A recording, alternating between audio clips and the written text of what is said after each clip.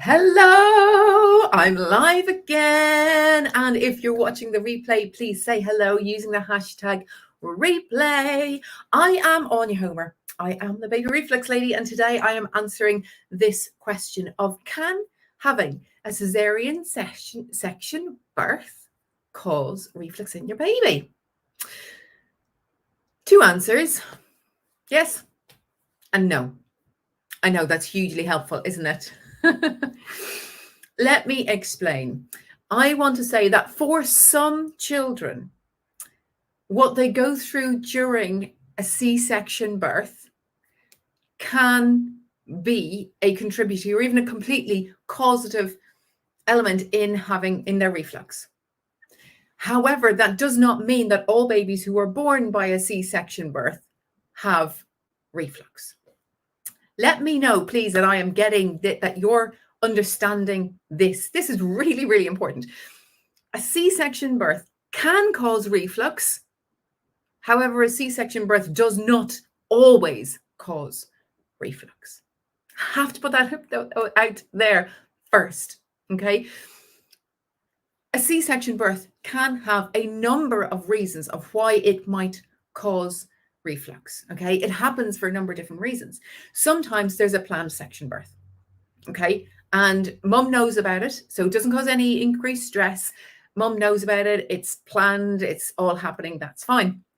What happens in this case is baby doesn't go through labor.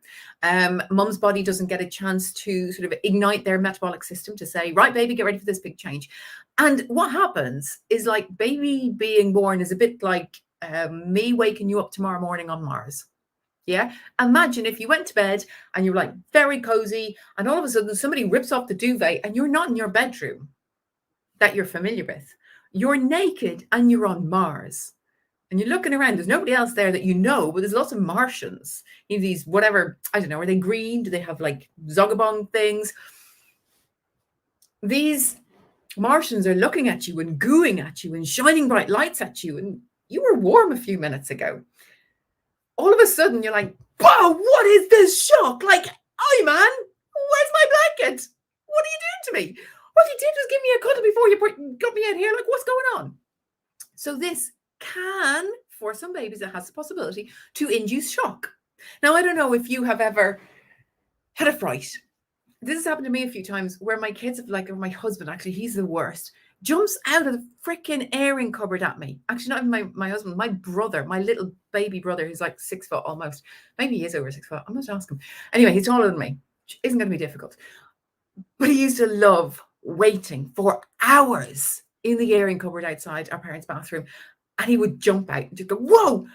And it would literally scare the life out of me. But the physical jump, I would often end up with like a twinged back or a stuck muscle for quite a few days. You're like, that hurts. Okay, now I'm in pain. Now I'm in pain. And you have to walk around with that injury. Let me know, is this making sense, by the way? Or am I just waffling codswallop? Really important. Otherwise, I'm wasting my time.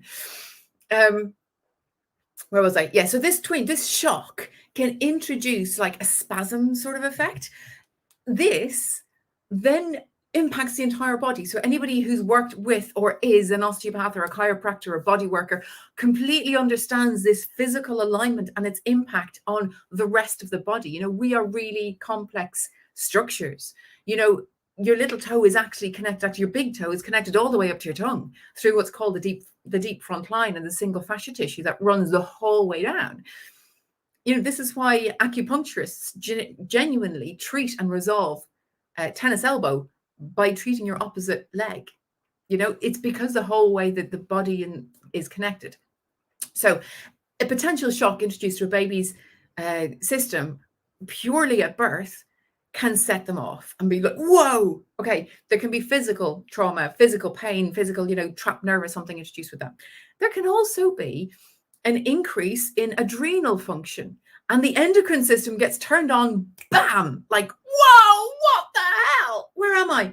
Adrenaline goes up, cortisol goes up, and now this child is born into a world going, what's going on? What's going on? What's going on? What's going on? What's going on? And that does not help a child to sleep. That doesn't help a child to be calm. Some children, I have genuinely met children virtually, because all my work is virtual, But I've actually worked with clients for whom the underlying cause of reflux was crying, because this introduces air, and then we get into a cycle where they're actually regurgitating, and then they're getting actual pain, and then they're crying because they're getting pain, and they're trying to tell us, like, help, I want something done about this. And then they like scream in pain, so they breathe in more air, so that causes more reflux, and it becomes a cyclical thing. I might need to slow down how I'm speaking. Sorry if I'm just just going too fast. But this could be a trigger for the start of that. Baby's born in a high alert state, and then when they want to sleep, they can't sleep. They literally can't switch off. So if they're in that state, then they're getting higher levels of adrenaline, they're getting higher levels of cortisol. If the C-section is an emergency section, this impact on the endocrine system has even a greater impact, because typically parents who go through the C-section experience are in heightened states of trauma themselves. They're in heightened states of awareness. There's a heightened state of worry.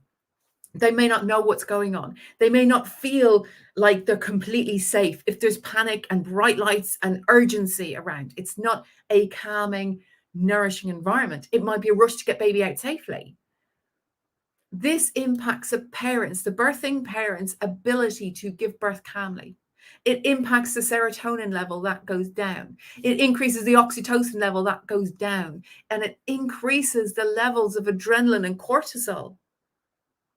These then, if this parent chooses to breastfeed or chest feed, these increased levels of hormones also get into baby, and baby's now like, okay, I'm absolutely knackered, but my eyes won't close. Oh, how do I get help? I cry, because it's the only way I can use my voice. And then we get crying, and we get less sleep than we always need, than we actually need.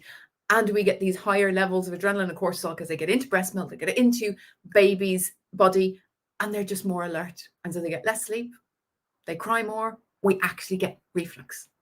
Let me know, is this making sense, please? The other thing that can happen, and this is what a lot of parents are scared about. Excuse me, I need a bit of coffee, because I'm not hyper enough today. This is the one that most people hear most about, is that babies born by section don't get exposed to the gut flora, not gut flora, but the vaginal flora even in the birth canal. And this is true. However, I want to make sure that you fully understand that a baby born by section is not they're not any worse off, okay? We have a longer time. It just means they don't get vaginal gut microbiome. Okay, there are things we can do to support all of these children when we understand what's going on, like the importance of skin to skin, because guess what? They lick your skin, they get lots of bacteria. Okay, we've got 3 years to create a solid foundation blueprint for a child's gut health. 3 years by the time they're 3 by the time it's like, right, that's my blueprint, that's where the body's going. It's not impossible to change your gut health microbiome blueprint after the age of 3. It's just more difficult. I've done it a number of times. I'm actually in a phase at the minute where I'm just not eating sugar. I didn't even eat birthday cake this week because I want to just shift away. Now, my gut bacteria are going, give us the sugar. And I'm like, no. I just have to be strong to say no to the sugar. However, there are ways that we can support children who are born by C-section. A baby's gut is not sterile at birth. Okay, they get exposed to bacteria when they're drinking the amniotic fluid in utero. Okay, so they're not born, it's not born with a sterile gut. If they do skin to skin, they get more things. Now, however, those born by C-section have less gut microbiome in their body early than those who are born vaginally. Okay, does that make sense? Because this can mean that for these children, their digestive system just needs a little bit longer to mature, because the vaginal microbiome is a big bump. Here you go. Learn this, kid. Here's some bacteria. Okay, so it can have an impact on their digestive capabilities, not even their digestive capabilities, their gut microbiome capabilities. The gut microbiome is important for digestion, but regulation of hormones and all sorts of things. It can mean that some children have a less efficient way of digesting some particular foods.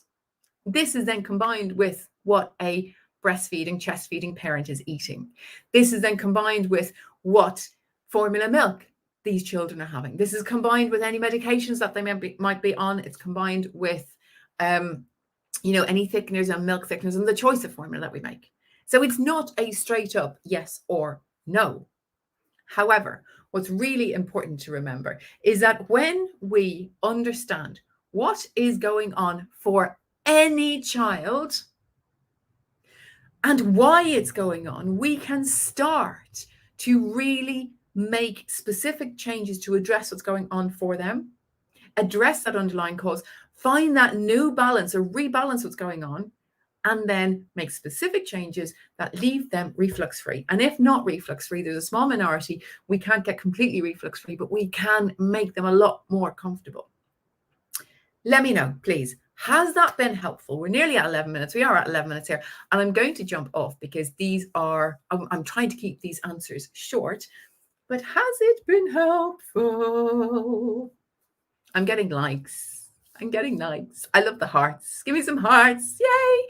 But if you want to understand how to know if the way your baby was born is the underlying cause or contributory cause, then get our workshop, www.thebabyrefluxlady.co.uk/workshop. And that £49 course, it's like 6 hours of content to walk you through understanding exactly what is going on, what is the cause for your baby, and what you can specifically do to help them to rebalance it. Okay? Because for so many babies, it is not about one thing. It's very often multiple things. And if it is multiple things, you'll find out in the workshop. We'll give you the tips of how you address them, how you rebalance it, and how you help your baby to be reflux free, because I think that's the destination we all want to be. Anyway, thank you very much. If this has been helpful, please like it, please share it, please pass your comments on down below, and I shall see you again on Friday.